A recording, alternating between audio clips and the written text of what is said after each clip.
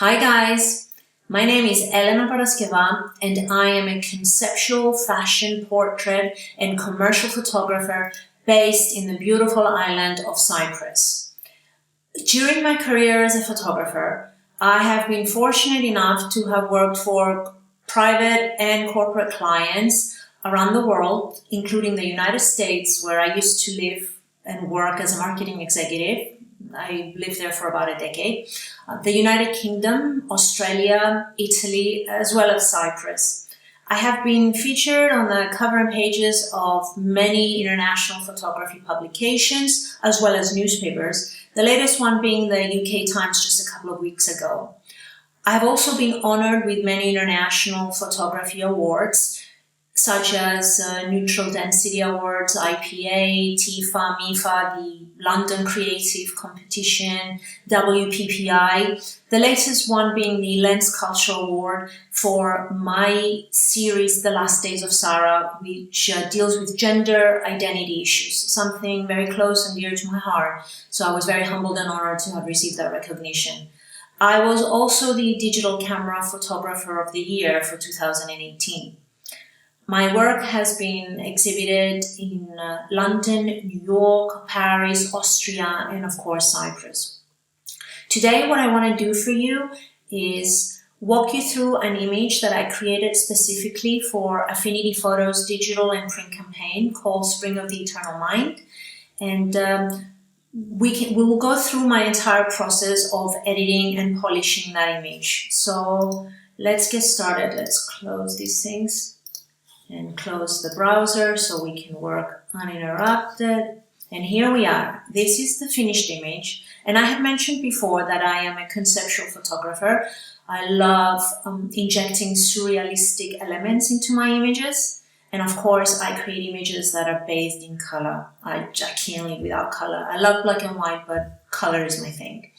So this image, for this image, I had a brief, and the only direction was that I had to create something that was in alignment with the colors of the Affinity logo.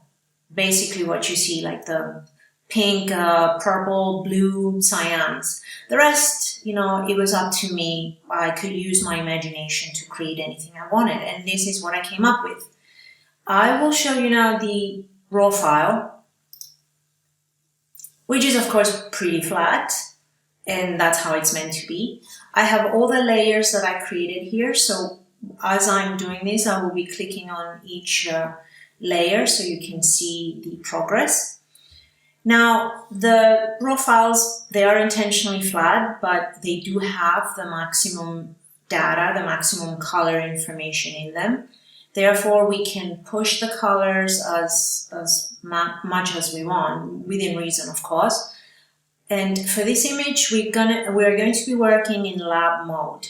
Now, having said that, low resolution files don't work with lab mode. I was going to give you a low resolution file so you guys could work along with me, but you would have had issues with banding and artifacts. It just wouldn't look nice. So it's best to work with a file that is a 16-bit high-resolution file, and you have to assign a profile to the raw file. And the best profile that we can work with is ROM RGB. I'm going to show you how to do that, how to convert, first of all, how to assign a profile to the raw file. This already has the lab profile assigned to it, but I'm just going to go ahead and put a RGB and just say convert, so I can walk you through that step. All right, so now the develop persona, just a second, it's taking. All right, if you go into the develop persona and you go down to the profiles, you will see here a bunch of profiles. And what you have to do is select the ROM RGB, which is a version of Profoto, basically. So we do that. Then we will develop the raw file, and then we will go into the document, convert, and now we can work with the lab mode. Click convert. Awesome. Now, before I start working and editing, the first thing I always do is create an empty pixel layer, take my brush and circle the areas that are bothering me, that need fixing. For example, the nipple here, the leaf, the ice cream, the nails that seem a bit dirty, as the lips. It seems here that a little bit of the blue gel, the cyan gel, went on the lips and it created this purple color here, the cast. And also the leaf here, I think it needs to be more wet. It has to have more water drops on it because it looks a little bit dry. So this is the layer with all the with all the alterations and the improvements that I need to do, including the cap that is a bit cracked. So I usually refer back to it as I work to make sure I haven't forgotten anything. So let me show you now how blend modes can help you achieve the wet look that we want on this leaf. So what you can do is take the lasso tool, you're on the background here, and select a wet area from the model's skin. You do Command C, Command V, so basically you copy and paste and take it and put it on the leaf. You can actually expand it. It makes it a little bit blurrier, which we don't mind because the leaf in the front is not as sharp as the rest of the model. Then what we can do is go and choose hard light. We reduce the opacity, I think around there, around 70% should do it. And then we take the brush tool, create a mask, and erase the hard corners. Make sure the hardness is set to 0. I like to use a big brush. On the mask. And just erase this part.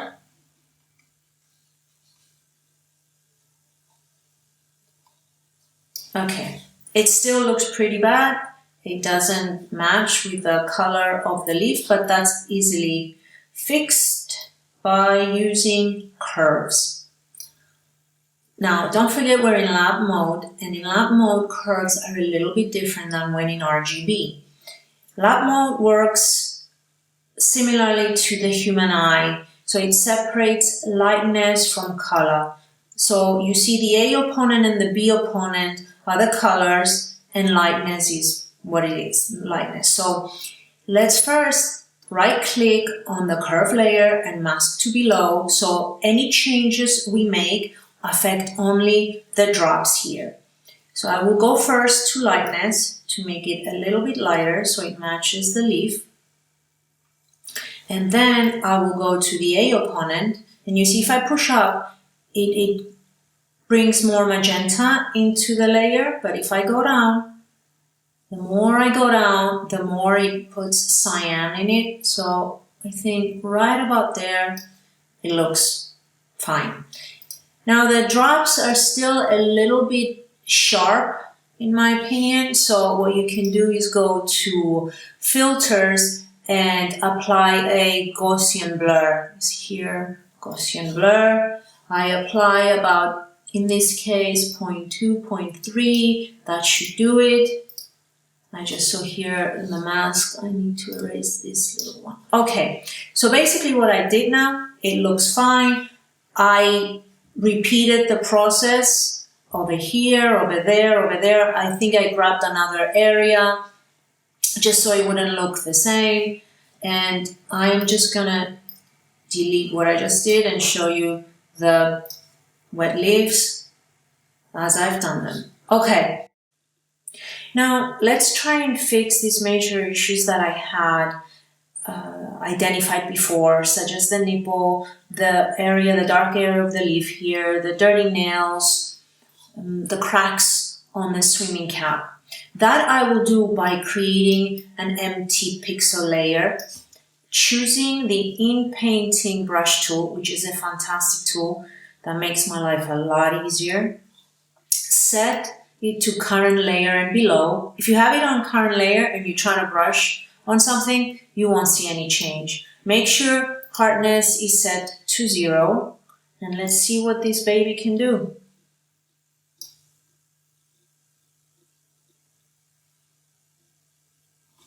See? It's very easy to use this tool. You would have had, to spend a lot more time using the cloning tool, for example. Now, you may need to do it a couple of times. It might not be perfect from the first time, but I want to show you how great this tool is for fixing something like the dirty nails, for example. So, let's make sure we have this again. Make your brush smaller. Make sure that, when you're using the inpainting brush tool, you don't click on edges like here, because it can mess up things. So for that, we need a small brush.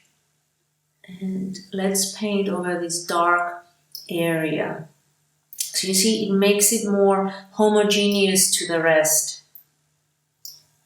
And just like that, you're fixing dirty nails and making them beautiful.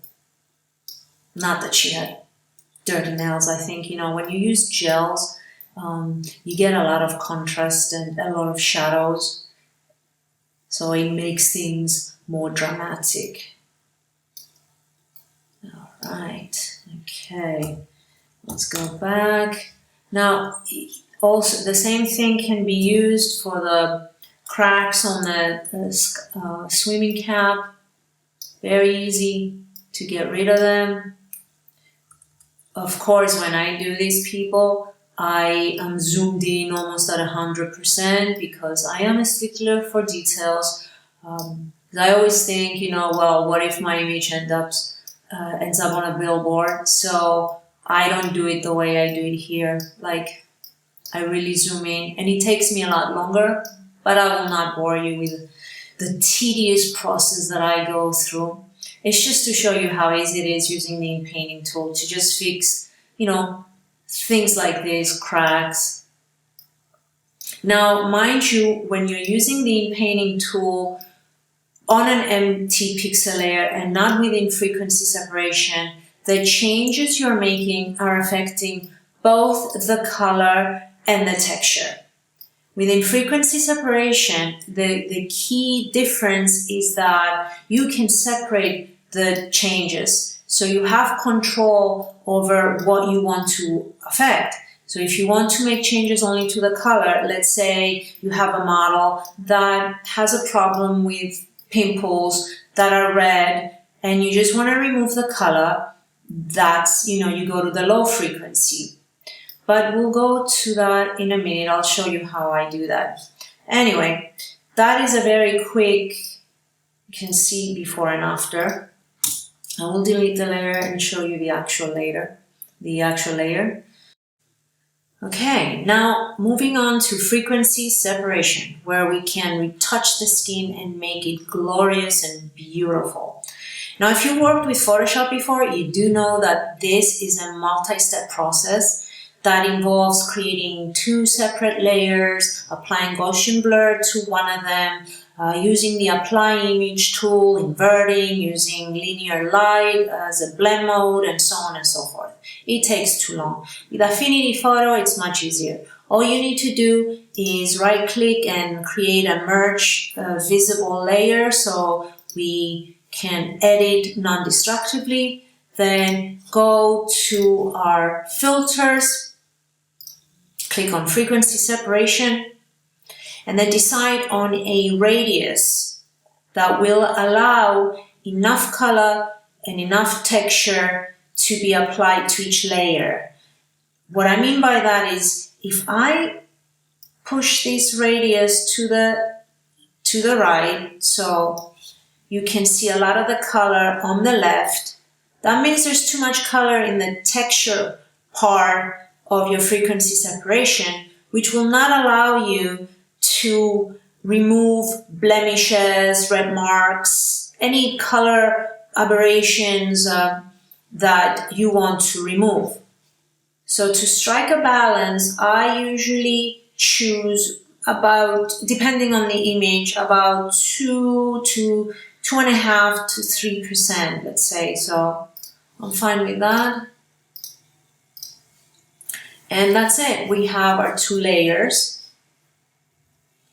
We can then group them so we can make them visible and invisible to see the changes we have impacted. Now, what I like to do is duplicate the high frequency, Command-C, Command-V, and bring the opacity down to 20% for a little bit of sharpening of the skin. I do like to see some more texture on the skin. I don't overdo it at this stage because sharpening should be the very last thing you do at the end of this whole process when you want to save this as a TIFF file or a JPEG file. Having said that, you can see it's not very visible. If I go back and forth, the change is very subtle. But that's how I like to do it. My process is very gradual and subtle. So let's go to the low frequency layer, use the inpainting brush tool, and start removing some unwanted shadows. Make sure you are on current layer. And you can see you can easily remove this. As I said before, the inpainting tool is something fantastic. In Photoshop, I have to spend a lot more time with dodging and burning to fix these issues with, unwanted shadows and, making the face more homogeneous. Now, I'm not going to go through my entire process because I guarantee you that you guys will fall asleep because it takes me quite a bit of time. I always envision my images on a billboard, so I want to tackle even the most minute detail, which of course has resulted in me killing my eyes, hence these glasses that I'm wearing. So let's go to high frequency and show you how that differs. I'm still going to be using the inpainting tool. Mind you, you can use a variety of tools here. The healing brush tool, the clone tool, but I often, a lot of the work can be done with the inpainting tool. See, if I wanted to get rid of drops, which I don't want to, the way to do it is through high frequency separation. This one has color in it though, so it won't be 100% removed, so I will have to go back to low frequency and remove it, the color in it. But of course I don't want to remove drops because I love them.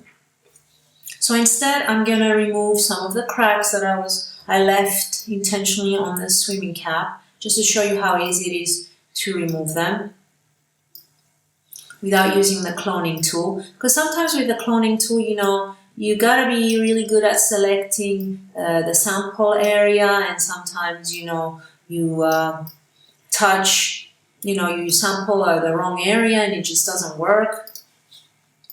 See here, there was a little bit of a color, so I have to go to the low frequency.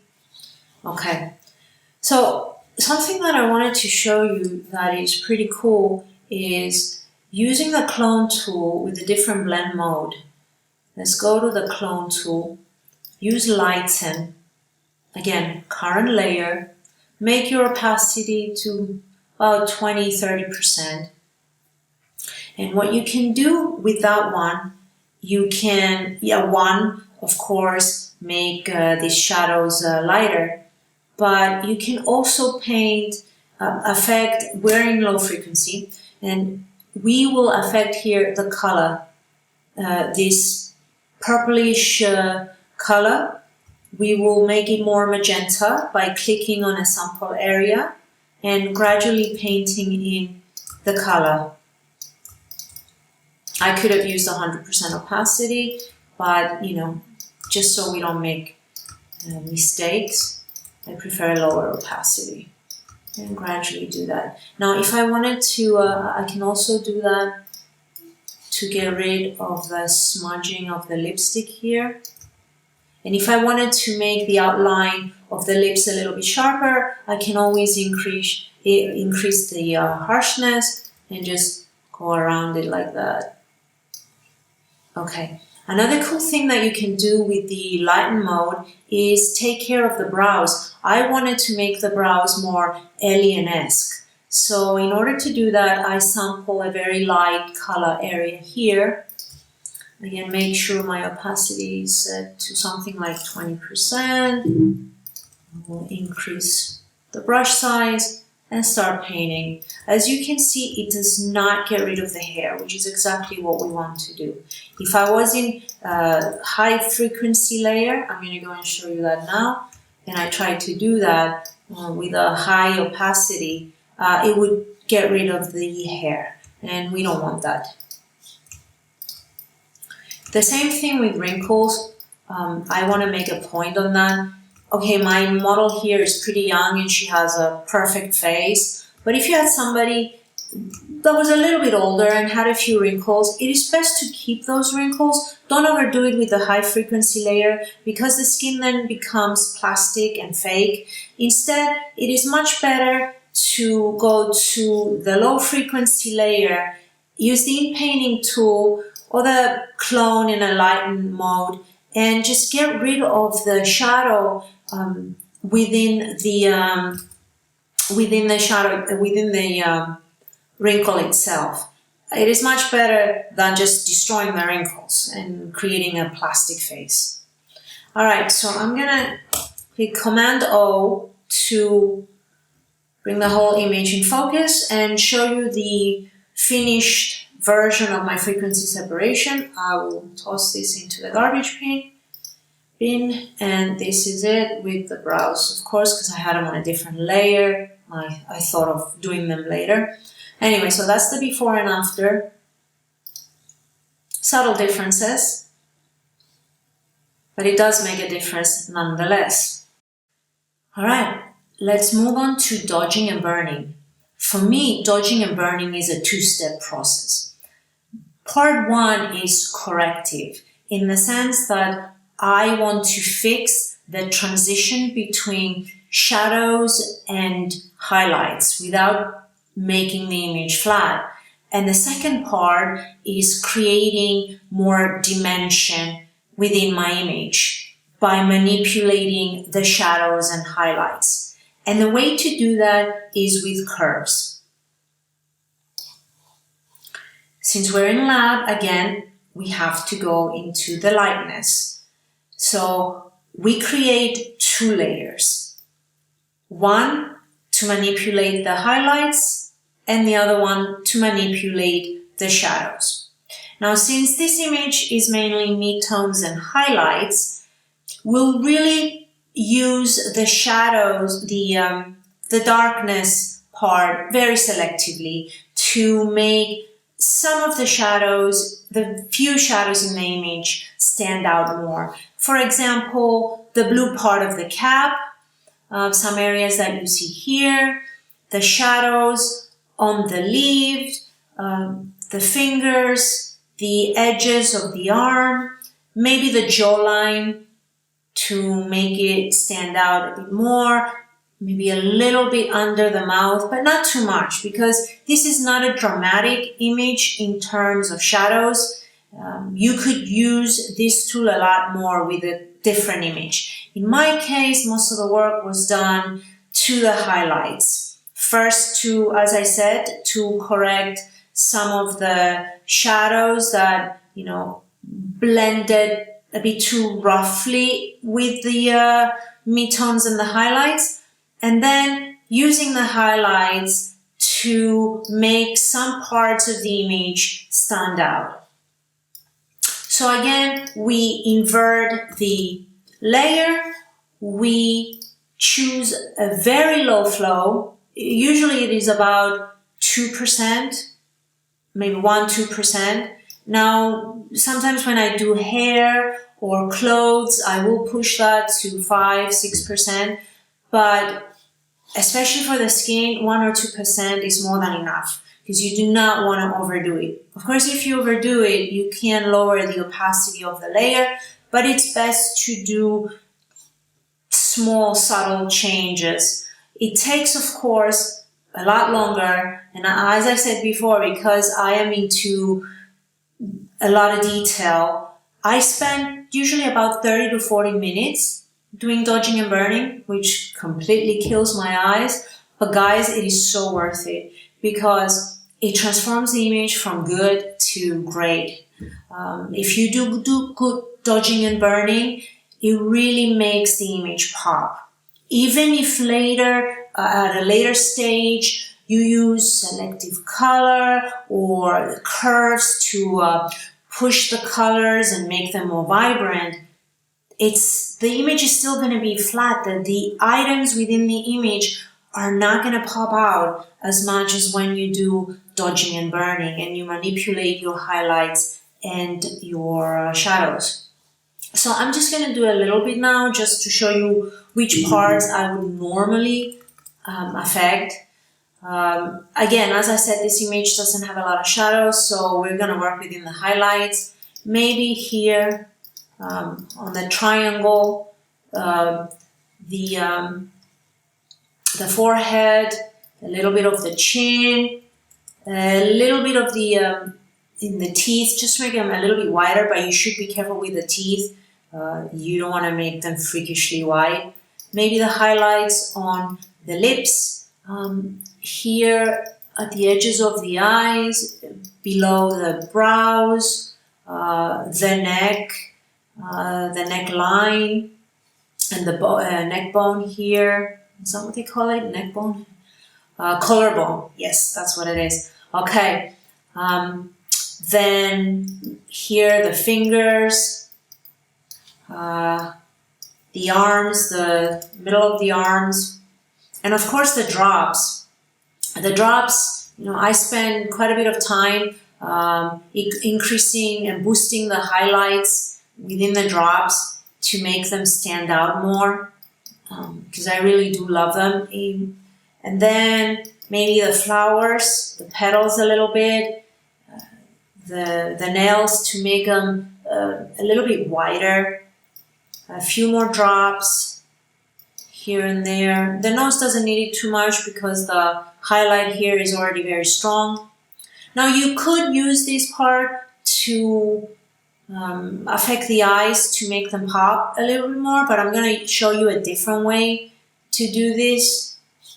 So anyway, I'm going to delete this layer and show you the entire process, how it turned the image already into something, more dimension, how shall I say that, more 3D, if you will.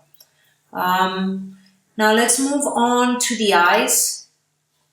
The way I do eyes is again using curves, but instead of playing within the curves, all I do is change the blend mode into screen, inverted, and then with again maybe a low flow, just carefully paint within the eye.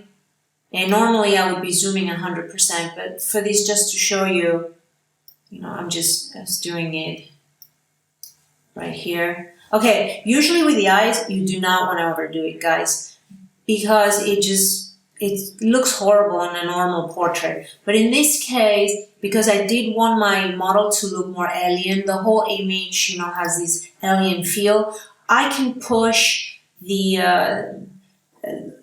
opacity a little bit more. But, under normal circumstances, maybe 20% opacity would be fine.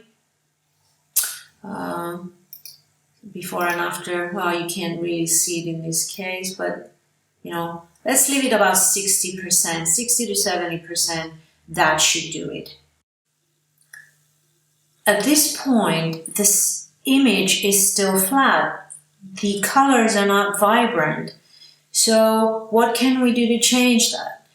There's many different ways in Affinity Photo. I mean, somebody can select, let's say, use selective color or color balance. I, once again, love to use curves. So there's a couple of ways to use the curves. One is to leave the curves unchanged and instead change the blend mode into overlay. Of course, this is a very drastic change and we don't like that. I will use a 15% opacity, which is not a drastic change, which is what I like. Actually, I'm going to use a 10% opacity because I will duplicate this layer and now I will invert it and use the contrast that we got from this action only on the model to separate it even further from the image.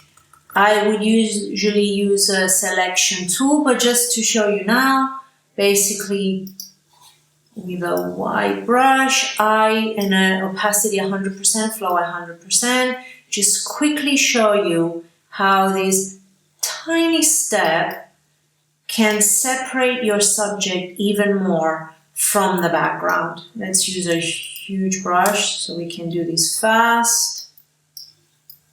Again, when I do it by myself, it's with a lot more detail and using the selective tool.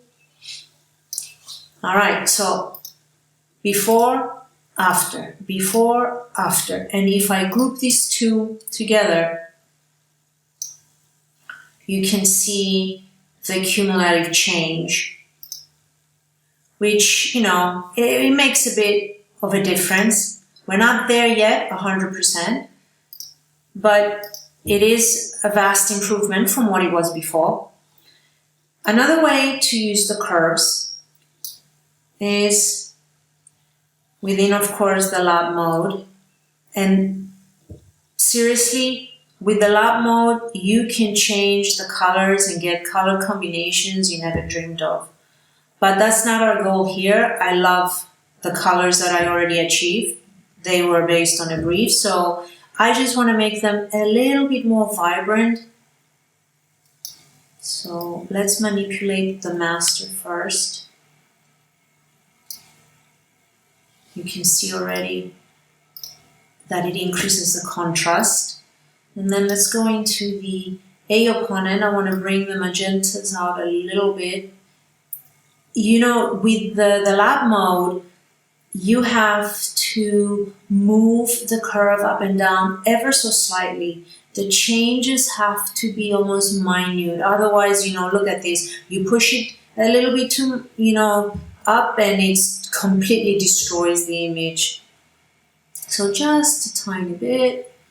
Here, keeping it real, keeping it cool. All right, go to the B opponent, bring a little bit more blue into the image. Sure, I don't overdo it. And, okay, let's see.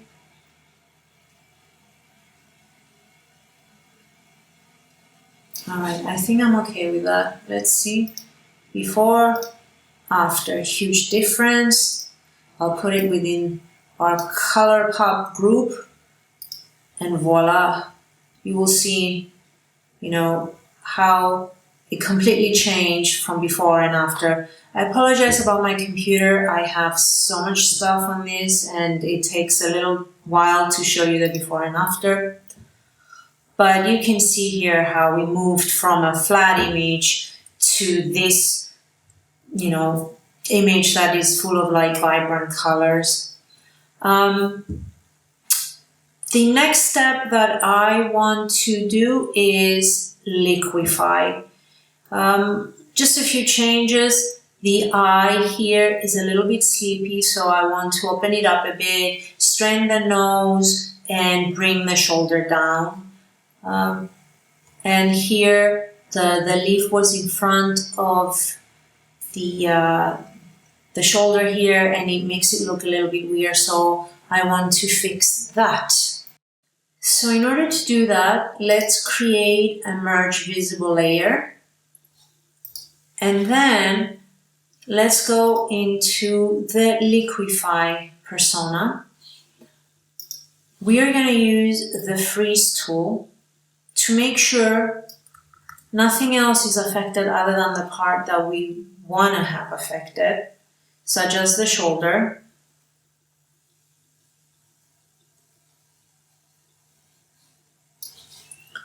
And let's push it down.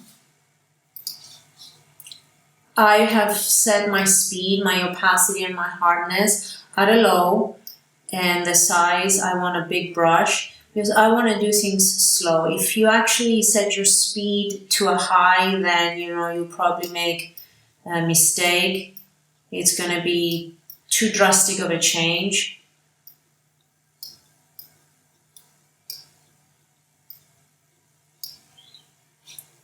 Okay. Then the eye, I just want to open it up ever so slightly. Alright, that's good. And this baby, I want to push in a little bit. See, the flower is not getting affected because I already used the freeze tool on it. Then maybe the nose a little bit. Straighten it up just a tiny bit. Cool, I think we're done. Okay, apply. And then we see the change.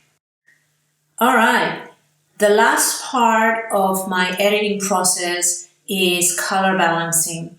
I use color balance as a means to color grade my image, and sometimes the whole mood of the image changes. There's so many things you can do with color balancing. You can use it only certain changes for the highlights, certain changes for the shadows, and it can be really cool. It can turn an image into something more grungy or fashiony.